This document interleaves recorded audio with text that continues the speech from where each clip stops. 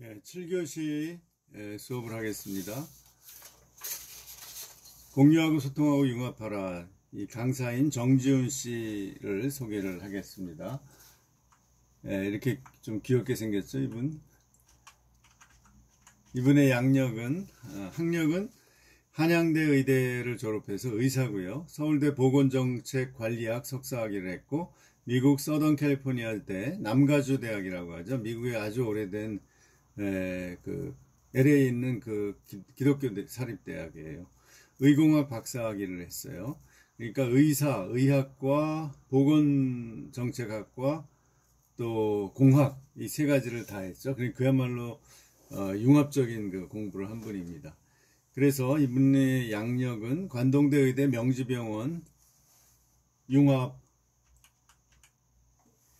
의학과 교수 및 IT융합연구소 소장, 한국과학기술원 겸직교수, 우리들 의료재단, 우리들 병원 임원, 경희사이버대학 교수 등을 역임을 했습니다. 그런데 주로 요즘은 의학보다는 IT 산업의 미래, 4차 산업혁명과 직업의 미래, 이런 좀 일반 좀 폭넓게 강의를 하는 것 같아요. 저서로는 거의 모든 IT의 역사, 제4의 불, 내 아이가 만날 미래, 일종의 의학의 범위를 넘어서 주로 미래학적인 그런 진단, 이런 걸 주로 하고 있는 것 같습니다. 우리 책에 나온 그의 철학을 요약을 하면 이렇습니다. 미래는 IT, 즉 디지털이 지배하는 시대다. IT 시대는 모바일과 오픈소스를 통한 공유의 시대이기도 하다. 전 세계에서 개발되고 있는 소프트웨어의 90%가 오픈소스이고 위키피디아 같은 공유 프로그램이다. 그러니까 이제 공유의 시대다라고 하는 거죠. 어떤 사유, 독점의 시대가 아니라 이 프로그램들을 모바일을 통해서 또 오픈소스 모든 소프트웨어가 누구나 사용할 수 있게 오픈되어 있다는 거죠. 그래서 그 정보를 공유하고 플랫폼 같은 것을 공유해서 사용하는 그런 공유의 시대다라는 게 이제 이분의 주장이에요. 공유의 시대는 인터넷을 통한 사물이 연결되는 IoT 시대다. IoT가 이제 사물 인터넷이라고 하죠. 인터넷 오브 띵즈. 저도 처음에 무슨 말인지 몰랐는데, 그러니까 인터넷을 통해서 사물들이 연결되는 것을 말해요. 즉 사물들이라는 것은 물건뿐만 아니라 우리의 삶의 현장들, 여러 삶의 실제 모습이 연결되어서 소통된다. 이제 그런 거죠. 사물 인터넷이라는 게. 그런 시대로 갈 것이다. 미래의 노동은 최소한으로 출퇴근하는 스마트워크 시대가 올 것이다. 지금 왔죠. 코로나 팬데믹을 통해서 앞당겨졌죠. 그래서 저도 이렇게 집에서 강의를 하고 있어요. 할 수 없이. 그래서 이 동영상을 핸드폰으로 찍어서 유튜브에 올리고 유튜브에서 사이버 캠퍼스로 이렇게 전달시켜서 여러분이 듣는 거죠. 여러분이 듣고 보고 그래서 또 여러분이 이제 또 궁금한 건 저한테 또 인터넷으로 질문을 하고 단톡으로 그렇게 해서 소통하는 거죠. 그러니까 지금 우리가 인터넷을 통해서 다 이렇게 소통하는 식이 되는 거죠. 개인적으로 전화 같은 거 이런 거는 아주 친한 사람 아니면 잘 안 하게 되는 거죠. 자, 그래서 이런 시대에 또 하나 요즘 이 재미있는 새로운 다른 면을 얘기하고 있는 게 프랑스 세계적인 경제학자이며 미래학자인 자크 아탈리. 이분은 언론에서 많이 만날 수 있죠. 그것을 특히 유럽인의 지금 관점에서 얘기를 하고 있는데 특히 예술적 측면에 강조를 두고 있어요. 이분은 특히 이제 프랑스 상황, 지금 프랑스는 사망자가 수만 명이 나왔죠. 우리하고는 비교할 수 없는 그런 상황에서 얘기하고 있는 겁니다. 시간, 죽음, 슬픔, 장례식이 포스트 코로나 시대의 새로운 문화 콘텐츠 주제가 될 것이다. 인간은 유한하며 죽는다는 새삼스러운 사실을 유행병은 분명히 기억하게 했다. 죽음은 현재 우리의 적으로 간주된다. 전염병 탓에 가족과 친지의 장례식에도 참석하지 못하는 상황까지 닥치면서 죽음을 뒤로 숨기는 사회가 되어가고 있다. 이때 예술의 역할이 중요해진다. 언제나 예술은 불멸을 지향하는 간절한 몸짓이었고 삶의 충만을 가능하게 하기 때문이다.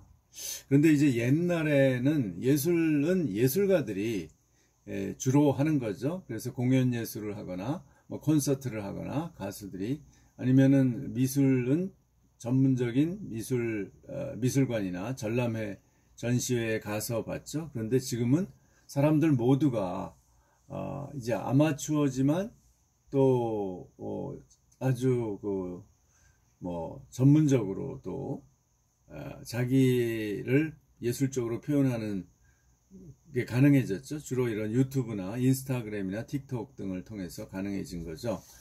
네, 그런 사회가 갑자기 지금 몇 년 사이에 우리에게 성큼 다가온 거죠. 네, 저도 유튜버가 될 줄은 전혀 몰랐어요. 물론 지금 제가 학교 강의이기 때문에 뭐 이것을 가지고 이렇게 유료로 하거나 뭐 돈을 광고를 하거나 그런 거는 안 하지만, 앞으로 제가 이런 학교 강의 외에 나도 유튜브를, 내 컨텐츠를 가지고 유튜브를 할 수 있구나라는 것을 이제 실감하게 된 거죠. 제가 제 나이에 63세에 이런 것을 하리라고는 1년 전까지도 생각을 안 하고 있었는데, 이제 그 시대에 나도 모르게 편입이 되어 버린 겁니다. 이 팬데믹 때문에. 자, 여러분은 이제 앞으로 수십 년을 20년, 30년, 40년을 이제 제 나이까지 살아야 되잖아요. 그럴 때 여러분에게는 무한한 가능성이 있는 거죠. 이 바로 4차 산업혁명을 통해서 여러분이 할 수 있는 일이 굉장히 많아지는 겁니다. 자, 그래서 우리가 산업혁명의 단계를 한번 살펴봅시다. 이게 맞추는 게 좀 어려워요. 예.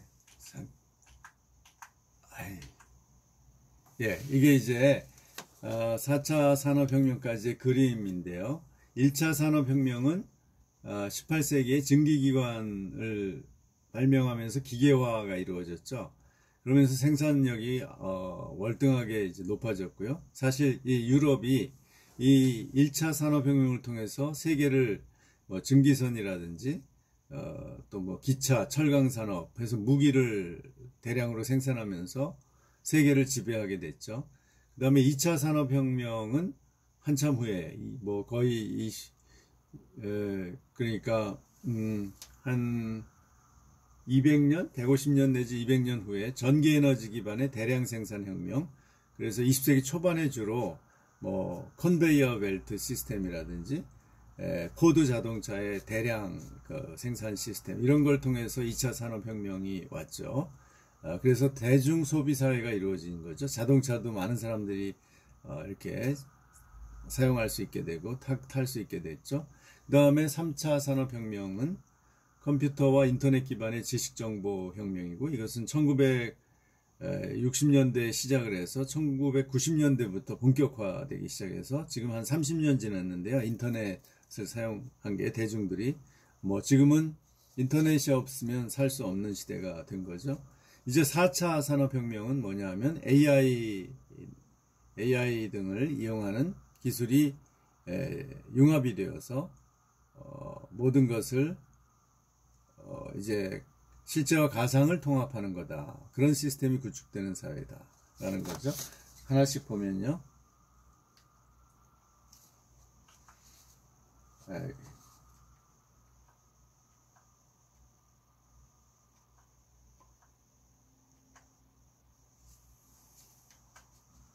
1차 산업혁명은 1784년 영국에서 증기기관이 발명됐던 시점인데요.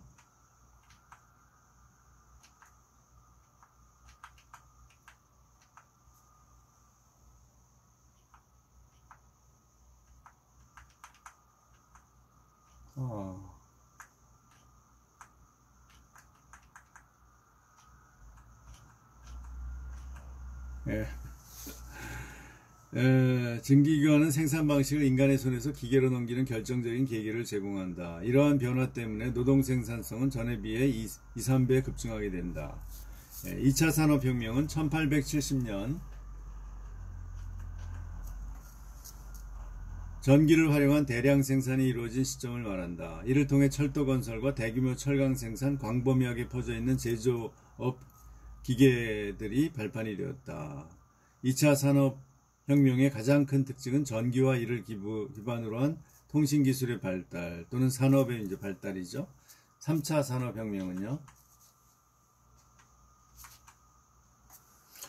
1969년 컴퓨터를 활용한 정보와 자동화 생산 시스템의 등장 시점을 말한다. 특히 1990년대 중반에 정보통신과 신재생 에너지 개발이 활성화되면서 3차 산업혁명이 가속화되었고, 제레미 리프킨이 말한 것처럼 인터넷과 재생에너지를 제3차 산업혁명의 두 가지 중요한 요소로 볼 수 있죠.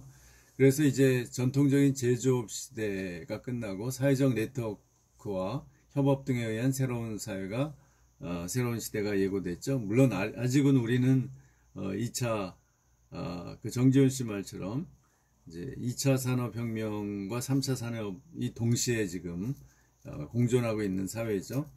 거기에 이제 4차 산업혁명은 AI 등 최첨단 기술의 융합을 말한다. 2010년 이후를 말하며 실제와 가상의 통합으로 사물들을 자동, 지능적으로 제어하는 가상물리 시스템이 구축되는 것을 말한다. 4차 산업혁명의 핵심 요소는 개별적 각종 기술의 융합이다.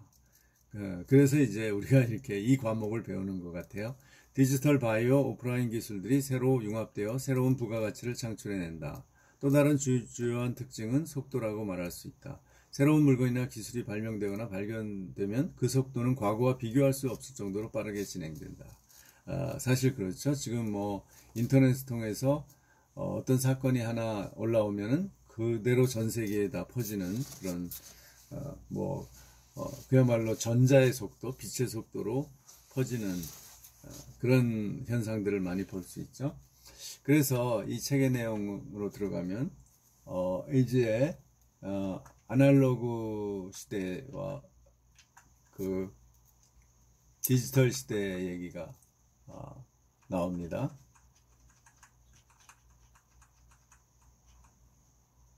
예, 이걸 표로 좀 만들어 봤는데요.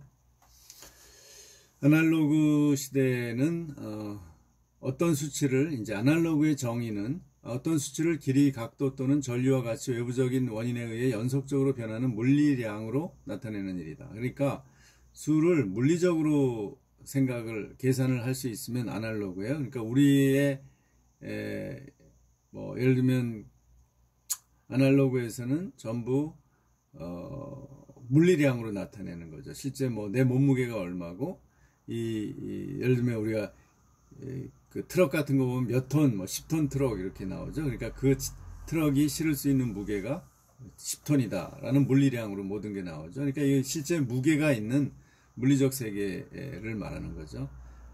그래서 복제가 어려워요. 이거는 하나 똑같이 만들기가 어렵습니다. 그 다음에 희소성의 원칙이 작용해요. 좋은 차를 아주 잘 만들수록 적게 그것이 이제 적어지죠. 생산을 많이 할 수 없죠. 그리고 많이 판매하기도 어렵고 비싸니까 이런 거죠. 그런데 그리고 또 속도의 한계가 있어요. 물리적으로 만들다 보니까. 그러나 디지털 세계에는 디지털의 정의는 물질, 시스템 등의 상태를 이진법 숫자, 0과 1, 숫자, 문자 등의 신호로 표현하는 거예요. 그러니까 모든 실제 상태, 그러니까 예를 들면 사진이라든지 영화라든지 그런 것을 또는 어떤 글로 된 무슨 책들의 내용이라든지 모든 것을 이 0, 1로 이렇게 바꾸어 가지고서 그것을 배열하는 것에 따라서 배열하는 방식에 따라서 이제 정보를 바꿀 수 있는 거죠. 디지털 기어로. 그래서 이제 그것을 우리에게 다시 보여주면은 이제 영화도 볼 수 있고 영상도 볼 수 있고 사진도 볼 수 있고 책도 볼 수 있는 거죠. 자, 이렇게 하는 것이 디지털인데요. 여기는 전기 전자를 이용한 정보 세계죠. 무게가 없어요. 또 복제가 쉽고, 그 다음에 희소성의 원칙이 작용 안 하죠. 복제가 되니까 다양성, 대량 어떤 풍부한 그런 자료가 풍부한 세계가 되는 거죠. 그 다음에 속도에 한계가 있지만 여기서는 전자의 속도가 곧 빛의 속도니까 그렇게 빨리 전달이 될 수 있다. 이렇게 비교가 됩니다.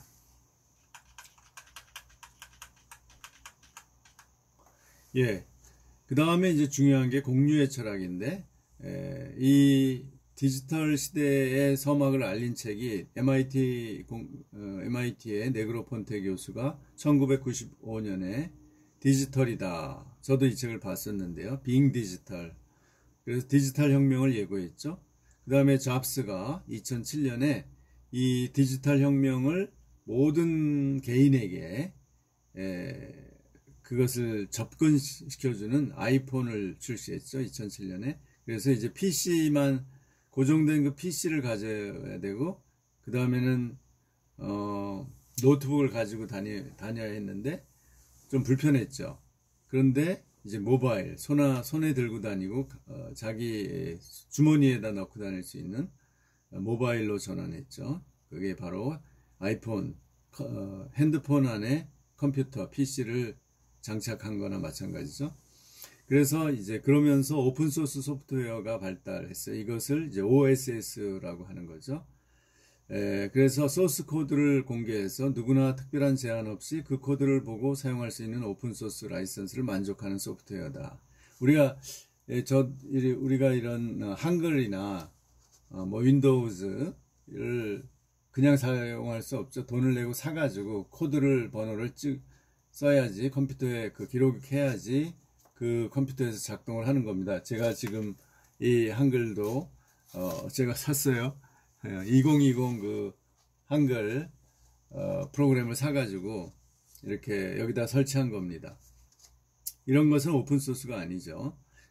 그런데 이제 굉장히 오픈소스가 많아지고 있다는 거죠. 그 대표적인 게 윈도우즈가 아닌 그 대항마라고 할 수 있는 리눅스라는 그 프로그램이 있죠. 그것이 1991년에 핀란드 헬싱키 공대 대학생이었던 리누스 토르발스가 만들었어요. 그래서 자기 이름을 따서 리눅스라고 한 거죠. 그런데 이것이 처음에는 좀 불완전했죠. 그런데 GNU가 유틸리티와 결합하면서 아주 비교적 완전한 운영체제로 발전했죠. 그래서 1994년에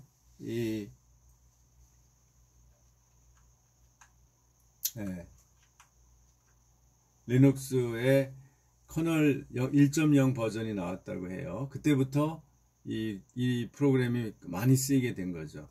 그래서 지금 현재 퍼블릭 클라우딩 컴퓨터의 90%, 세계 스마트폰의 앱의 82%, 인베디드 기기의 62%, 슈퍼컴퓨터 시장의 99%가 리눅스로 작동된다고 그래요. 왜냐하면 이걸 돈을 안 내도 되니까 더 윈도우즈보다 더 많이 사용되는 거죠. 이런 현상들을 이제 리처드 스툴먼이 이런 이제 이런 이제 공유 오픈소스 공유 그런 시스템을 강조하는 사람이 저로 스톨먼인데, 오픈소스 프로그램을 공동으로 작업해서 재사용 가능하게 만들어야 한다. 그리고 그 규칙들을 이야기하고 있어요. 그 예로 인터넷 백과사전 위키피디아 여러분 알죠? 아무거나 우리가 치면은 전문가들이 거기에 만들어서 넣은 것을 정보를 비교적 정확하게 볼 수 있죠. 또 유튜브도 그렇죠. 유튜브에서 수많은 그 전문가들의 이야기를 우리는 무료로, 물론 우리 개인들은 핸드폰 사용료를 내는 거지만 직접 돈을 내진 않고 유튜브를 사용할 수 있죠. 그래서 유튜브가 엄청나게 지금 활용되고 있는 겁니다. 하버드대 로렌스 레식 교수는 이제 카피라이트, 즉 저작권을 가지고 저작권이 보호되고 그것을 돈을 내야만 살 수 있는 그런 시스템에서 카필 레프트, 그러니까 라이트가 두 가지 의미가 있잖아요. 권리라는 뜻도 있고 오른쪽이라는 뜻도 있는데 그거를 빗대서 카피 레프트, 즉 저작권이 보호되지 않는 그런 공유된 그런 소프트웨어들을 사용할 수 있는 규칙이 있다, 이렇게 주장한 거죠. 그래서 생긴 것이 크리에이티브 커먼스라는 새로운 컨텐츠를 공유하는 그런 활동들이 아주 다양하게 일어나게 되었고, 그것이 공유경제를 만들게 된 거죠. 그래서 공유경제 그 그림을 한번 볼까요? 예. 여기 보면 장소를 공유하고 물건을 공유하고 교통을 공유하고 지식을 공유해서 우리가 책에 나온 에어비앤비, 그 다음에 제가 아는 거가 별로 소카는 알고요. 그 다음에 찝카, 이건 그 다음에 제가 사용해 본 거는 별로 없네요. 근데 여러분은 아마 많이 사용해 봤을 겁니다. 그 다음에 이거를 또 우리 국내와 또 글로벌 기업들을 비교해 보면 우리나라에는 숙박 공유의 코짜짜가 있는데 세계적으로 에어비앤비, 차량 공유는 우리 카카오 택시나 카카오 드라이버, 근데 세계적으로 우버가 많이 지금 이미 사용되고 있죠. 우리나라에는 이제 택시 드라이버들이 그것을 막았죠. 그 다음에 음식 배달은 배달의 민족, 그 다음에 시간제 렌탈은 우리나라 소카, 그 다음에 세계적인 기업이 찝카라고 해요. 그 다음에 커머스 플랫폼은 아마존, 그러니까 물건을 파는 거죠. 인터넷 통해서. 아마존이 미국의 가장 큰 기업이죠. 그 다음에 우리나라 쿠팡이 지금 굉장히 맹활약을 하고 있죠. 그 다음에 메신저는 카카오톡, 그 다음에 세계적으로는 이게 뭔지 잘 안 보이는데, 잘 안 보이네요. 그 다음에 검색 네이버와 구글, 이런 것이 있습니다. 그래서 마지막으로 이걸 R의 시대라고 그러는데요. 왜 R이냐? R의 시대가 지금 생각이 안 나는데요. 커넥티드 디바이스를 내용적으로 얘기를 합니다. 그러니까 이제 연결망을 강조하는 거죠. 사물 인터넷 IoT를 이용해서 초연결 사회를 이룬다는 거죠. 무선 인터넷, 이커머스, 모바일 플랫폼, 리얼 인터넷. 리얼 인터넷이라는 건 오픈 소스와 작은 컴퓨터를 이제 들고 다닐 수 있는 그런 컴퓨터를 사용한다고 하는데, 작은 컴퓨터가 필요 없게 지금 되어가고 있죠. 이 핸드폰이 발전하면서. 그 다음에 컴퓨터 클러스터는 여러 대의 컴퓨터들이 연결되어 하나의 시스템처럼 동작하는 컴퓨터들의 집합인데요. 이것이 하나의 중간중간 그 정류장 역할을 하는 거죠. 여러 예를 들면 단말기들, 우리 핸드폰이라든지 PC들을 또의 그 모든 정보들을 연결시켜서 컴퓨터를 통해서 이제 분산시키고 또 전달시키는 그런 역할을 하는 것이죠. 그런 그 시스템을 컴퓨터 클러스터라고 하고요. 그 다음에 이제 스마트워크, 재택근무나 원격근무가 일반화된 노동. 이제 앞으로의 사회는 이제 이러한 특징이 현저하게 한 5년에서 10년 사이에 현저하게 이쪽으로 갈 것이다 라는 게 지금 오늘 주제죠. 오늘의 그 내용이었습니다. 특히 정지훈 씨가 이런 사회를 조금 먼저 경험하고 또 공부하고 와서 우리에게 이런 사회가 곧 온다. 그래서 우리가 대비를 해야 된다라는 거죠. 그래서 마지막으로 이제 제 얼굴을 보시고, 사실 이렇게 이런 시대가 올 줄 잘 몰랐죠. 그래서 뭐 2000년대 초반까지만 해도 이렇게까지 빨리 변할 줄은 몰랐어요. 또 뭐 전기차가 이제 점점 이렇게 대세가 되고 수소차가 나오고 이럴 줄도 잘 몰랐습니다. 그러니까 우리 세대는 우리가 베이비붐 세대예요. 제가 57년생인데 그때 55년부터 베이비붐 세대고요. 그러니까 우리 세대는 그저 열심히 직장에서 일하고 소수가 창업을 하고요. 그리고 우선 집을 장만하고요. 아파트를 최소한 한 채 사고 그 다음에 저축을 해서 사는. 그래서 자기의 재산의 한 7, 80%가 이제 부동산에 들어 있고요. 나머지가 예금, 적금, 그 정도고 가끔 펀드 같은 거 하는 사람들도 있을 정도였죠. 근데 지금은 시대가 완전히 달라져서 이제는 예금으로는 이제 인플레도 감당하기 어려운 시대가 이제 왔다고 할 수 있죠. 그래서 물론 집이 한 채 있으면 굉장히 안정감 있는 게 사실입니다. 이렇게 이사 다니지 않아도 되고 전세값도 막 올리니까 자기가 이렇게 집은 한 채 있어야 노후까지 안정감 있게 살 수 있는 건 제가 경험적으로도 그렇게 느낍니다. 그런데 문제는 앞으로 어떻게 될지 모르는 거죠. 부동산도. 그리고 부동산에 너무 많은 돈이 묶여 있고 그래서 이제 예금도 이제 어떤 재산 증식의 수단으로 역할이 점점 약해지고 있고요. 그래서 할 수 없이 주식이나 펀드나 이런 거를 하지 않을 수 없는, 요즘 동학개미 운동해서 엄청나게 많은 사람들이 주식에 들어가고 있죠. 그러나 주식이 항상 그 위험성을 갖고 있는 것도 사실이고요.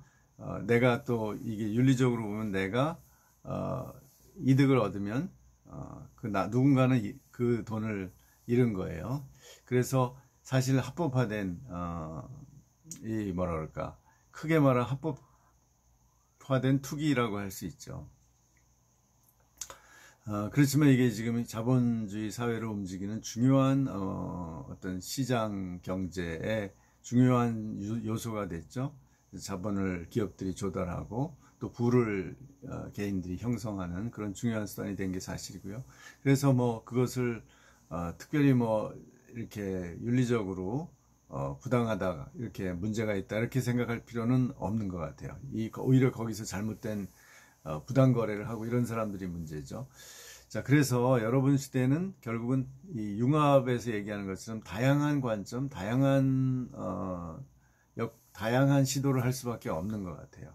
그래서 어느 하나의 직장에만 의존하는 게 아니라 여러분이 사회 경험을 하고 또 직장도 필요하죠. 그래서 경험을 하되 그게 다가 아니라 재테크도 하고 그 다음에 이런 유튜브를 통해서, 유튜브나 여러 가지 다른 매체들을 통해서, 인터넷 매체를 통해서 그 활동을 또 해보는 거죠. 그래서 유튜브를 잘 만들면 그래서 많은 사람들이 조회를 하면 거기서 수익을 얻을 수도 있는, 그럼 완전히 새로운 사회가 열린 거죠. 그래서 그것을 젊을 때부터 시도해보고 그건 크게 비용이 들어가는 건 아니잖아요. 초기에 시간과 노력이 좀 들어가죠. 그래서 이런 것을 끊임없이 시도해서 한편으로는 자기 생각이나 자기 삶을 표현하는 노력도 하면서 그것을 통해 수익을 얻을 수도 있는 새로운 산업이 이렇게 다양하게 열리게 된 거죠. 바로 그게 이제 IoT, 사물 인터넷의 개념인데, 이런 시대를 여러분이 지금 20대에 맞이한 거예요. 어떻게 하시겠습니까?